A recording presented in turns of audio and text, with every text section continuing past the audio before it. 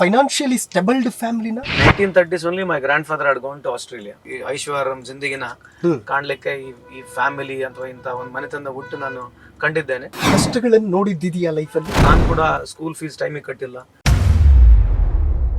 ಯಾವಾಗಲೂ ಫಸ್ಟ್ ಬಂದವನಿಗೆ ಸ್ಟೋರಿ ಇರುತ್ತೆ, ಸೆಕೆಂಡ್ ಬಂದವನಿಗೆ ಸ್ಟೋರಿ ಇರೋದಲ್ಲ. ನೀವು ನೋಡಿದಂತ ಆ ದಿನಗಳು ಮಕ್ಕಳು ನೋಡಬಾರ್ದು ಅನ್ನುವಂಥ ಕಾಳಜಿನ ಹೇಗೆ? ಸಾವಿರಾರು ಮಕ್ಕಳಿಗೆ ಓದಿಸಿದ್ದೇನೆ, ಸಾವಿರಾರು ಮಕ್ಕಳಿಗೆ ಸಹಾಯ ಮಾಡಿದ್ದೇನೆ. ಅಂದ್ರೆ ಫ್ಯಾಮಿಲಿ ಬ್ಯಾಕ್ಗ್ರೌಂಡ್ ವಿಚಾರದಲ್ಲಿ ಮಾತಾಡೋದಾದ್ರೆ ಸರ್, ಲೈಕ್ ಫೈನಾನ್ಷಿಯಲಿ ಸ್ಟೆಬಲ್ಡ್ ಫ್ಯಾಮಿಲಿನ ಅಥವಾ ತುಂಬಾ ಲೈಕ್ ಹಿಂದುಳಿದ? We come from a good family. My grandfather was one of the most popular personality, pre-independence and post-independence. ನಮ್ಮ grandfather ನೇಮ್ ಇರತಕ್ಕಂಥದ್ದು ವಿಠಲ್ ರಾವ್ ಶಿವರಾಮ್ ಲಾಡ ಅಂತ ಹೇಳಿ. We migrated from Indore. Maharaja of senior Devas ಜೊತೆ ಇರ್ತಕ್ಕಂಥವ್ರು. Sondur was a princely ruled state. In 1930s only my grandfather had gone to Australia. So he was a very popular personality. There's a book called Who is Who in India and Pakistan ಅಂತ ಒಂದು book ಇದೆ. ಆ book ನಲ್ಲಿ ಕೂಡ ನಮ್ಮ grand father ಹೆಸರು ಇವತ್ತಿಗೂ ಇದೆ. We come from a very renowned and a very wealthy family too. But obviously business ಅಂದ್ಮೇಲೆ ups and downs ಇರುತ್ತೆ. When my childhood was there, we never had a great financial wealth. ಬಹಳ ದೊಡ್ಡ ಪ್ರಮಾಣದಾಗಿರಲಿಲ್ಲ 70s 80s because we went through a very bad phase. But obviously you can say that I'm lucky to take birth in such families. ಇಷ್ಟೆಲ್ಲ opportunity, ಇಷ್ಟೆಲ್ಲ ಈ ಐಶ್ವರ್ಯಂ ಜಿಂದಗಿನ ಕಾಣ್ಲಿಕ್ಕೆ ಈ family ಅಥವಾ ಇಂಥ ಒಂದು ಮನೆತನದ ಹುಟ್ಟು ನಾನು ಕಂಡಿದ್ದೇನೆ. But over all lucky family and lucky we are.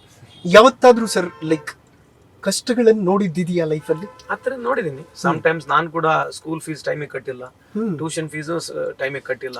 Early days ಇದೆಲ್ಲ ಕಾಮನ್ ಇದೆ. Every family goes to this problem. So I think people ಏನ್ ಮಾಡ್ತಾರೆ, ಯಾರು ಸಕ್ಸಸ್ ಆಗ್ತಾರೆ ಅವ್ರದ್ದು ಒಂದು ಸ್ಟೋರಿ ತೋರಿಸ್ಬಿಟ್ಟು ಬಹಳ ಅಗಾಧವಾದಂತ ದುಃಖ ಏನೋ ಕಂಡಿರ್ತಕ್ಕಂಥದ್ದಲ್ಲ. It's very normal. I think the things has to change. ಯಾರೊಬ್ಬ ಸಕ್ಸಸ್ಫುಲ್ ಪರ್ಸನ್ ಹಿಂದೆ ಒಂದು ಸ್ಟೋರಿ ಇದ್ದೇ ಇರ್ತದೆ. ಆ ಸ್ಯಾಡ್ ಸ್ಟೋರಿನ ತೋರಿಸಿ people who have failed many times, they have got a better story to be heard. But nobody wants to listen to the story. ಯಾವಾಗಲೂ first ಬಂದವನಿಗೆ ಸ್ಟೋರಿ ಇರುತ್ತೆ, ಸೆಕೆಂಡ್ ಬಂದವನಿಗೆ ಸ್ಟೋರಿ ಇರೋದಲ್ಲ. ಸೆಕೆಂಡ್ ಬಂದವನು ಫಸ್ಟ್ ಕಿನ್ನ ಜಾಸ್ತಿ ಹಾರ್ಡ್ ವರ್ಕ್ ಮಾಡಿರ್ತಾನೆ. But the world recognise only the success matters. But anyway ಸ್ವಲ್ಪ ಜಾಸ್ತಿ ಫಿಲಾಸಫಿ ಮಾತಾಡ್ಬಿಡ್ತೀನಿ ಸೈದರ, ನೀವು ತಪ್ಪಬೇಡಿ. But anyway this is ever ending debate. Correct sir. Education ಮತ್ತು ಹೆಲ್ತ್ ಬಗ್ಗೆ ತುಂಬಾ ಫೋಕಸ್ ಮಾಡ್ತೀರಿ. ನಿಮ್ದು ಇನ್ಫ್ಯಾಕ್ಟ್ ಫೌಂಡೇಶನ್ಗಳು ಕೂಡ ಅದೇ ವಿಚಾರದಲ್ಲಿ ಕೆಲಸ ಮಾಡ್ತಾ ಇರುತ್ತೆ. ಯಾಕೆ ಅಷ್ಟೊಂದು ಕಾಳಜಿ? ಅಂದ್ರೆ ನೀವು ಪಟ್ಟಂತಹ ಶ್ರಮ ಅಥವಾ ನೀವು ನೋಡಿದಂತಹ ದಿನಗಳು ಮಕ್ಕಳು ನೋಡಬಾರ್ದು ಅನ್ನುವಂಥ ಕಾಳಜಿನ ಹೇಗೆ ಅಂತ?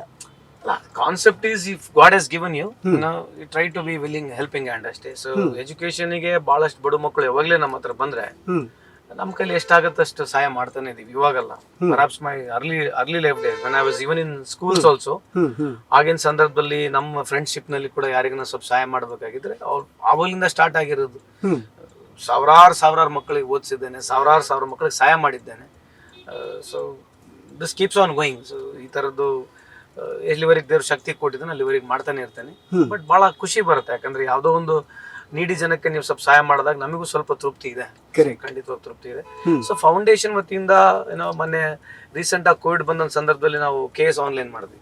1,30,30,000 ಮಕ್ಕಳು ಆನ್ಲೈನ್ ಬಂದ್ಬಿಟ್ಟು ಈ ಒಂದು ನಾವು ಕೊಟ್ಟಿರ್ತಕ್ಕಂಥ ಕೋರ್ಸ್ ನ ಯೂಸ್ ಮಾಡ್ಕೊಂಡಿದ್ದಾರೆ. ಅದ್ರ ಜೊತೆಗೆ ಪರ್ಸನಲ್ ಹೆಲ್ಪ್ ಆಗಿರ್ಬೋದು, ಬಸ್ ಪಾಸ್ ಆಗಿರ್ಬೋದು, ಮಾಸ್ ಮ್ಯಾರೇಜ್ ಆಗಿರ್ಬೋದು, ಐ ಆಪರೇಷನ್ಸ್ ಗಳಾಗಿರ್ಬೋದು, ಹಾರ್ಟ್ ಆಪರೇಷನ್ಸ್ ಆಗಿರ್ಬೋದು, ಬೋರ್ವೆಲ್ ಆಗಿರ್ಬೋದು, ಟ್ರಾನ್ಸ್ಫಾರ್ಮರ್ಗಳಾಗಿರ್ಬೋದು, ಕ್ಲಿನಿಕ್ ಆನ್ ವೀಲ್ಸ್ ಡಾಕ್ಟರ್ಸ್ಗಳು ಹಳ್ಳಿಗಳಿಗೆ ಕಳಿಸ್ತಕ್ಕಂಥ ಆಗಿರ್ಬೋದು. ಇವತ್ತುವರೆಗೆ ಸುಮಾರು ಒಂದು 4 ಲಕ್ಷ ಪೇಷಂಟ್ಸ್ ಗಳಿಗೆ, ಅಂದ್ರೆ ನಾವು ಹಳ್ಳಿಗಳಲ್ಲಿ ಹೋಗಿ ನಾವೇ ಸ್ವತಃ ನಮ್ಮ ಡಾಕ್ಟರ್ ಮುಖಾಂತರ ಕ್ಲಿನಿಕ್ ಆನ್ ವೀಲ್ಸ್ ಅಂತ ಒಂದು 4 ಆಂಬ್ಯುಲೆನ್ಸ್ ಗಳನ್ನ ಮಾಡಿದೀವಿ. ಒಂದು ಆಂಬ್ಯುಲೆನ್ಸ್ ದಿನಕ್ಕೆ ಕನಿಷ್ಠ ಒಂದು 200 ಜನಕ್ಕೆ ನೋಡುತ್ತೆ. ಸೊ ದಿನಕ್ಕೆ 800 ಜನಕ್ಕೆ ಅಡ್ರೆಸ್ ಮಾಡ್ತೀವಿ. ತಿಂಗಳಿಗೆ ಒಂದು ಸುಮಾರು 20,000 ಜನಕ್ಕೆ ಫ್ರೀ ಮೆಡಿಸನ್, ಫ್ರೀ ಮೆಡಿಕೇರ್ ಕೊಡ್ತೀವಿ. ಸೊ ಮನೆಗೆ ಹೋಗಿ ನಮ್ಮ ಡಾಕ್ಟರ್ಸ್ ಚೆಕ್ ಮಾಡ್ತಾರೆ. ಈ ಕಳೆದ 3 ವರ್ಷ ನಡೀತಾ ಇದೆ, 2.5 ವರ್ಷ ಆಗಿದೆ. ಇವತ್ತು ಸುಮಾರು ಮೋರ್ ದನ್ 4 lakh ಪೀಪಲ್ ನಾವು ಚೆಕ್ ಮಾಡಿದ್ವಿ. ಸರ್, ಯಾಕೆ ಇಷ್ಟೆಲ್ಲ ಕಾಳಜಿ ಅಂತ? ಏನ್ ಬೇಸಿಕಲಿ ಐ ಡೋಂಟ್ ನೋ, ಈ ತರ ಮಾಡಿದ್ರೆ ನಮಗೆ ಖುಷಿ ತರುತ್ತೆ. ಇದ್ರಾಗ ಏನು God has given me something ಅಂತ ಹೇಳ್ತೀವಲ್ಲ, ಸೊ ಅದು ಎಕ್ಸ್ಟ್ರಾ ಇಸ್ ದೇರ್. ಪರ್ಹ್ಯಾಪ್ಸ್ ನನ್ಕಿನ್ನ ಬಹಳ ಜನ ಬೆಟರ್ ಮಾಡ್ತಾ ಇದಾರೆ. It's not I am the only person. ಎಲ್ಲೋ ಒಂದ್ ಜಾಗದಲ್ಲಿ I find as a contentness, ಖುಷಿ ಅನ್ಸುತ್ತೆ, ಅದಕ್ಕೆ ಮಾಡ್ತೀವಿ.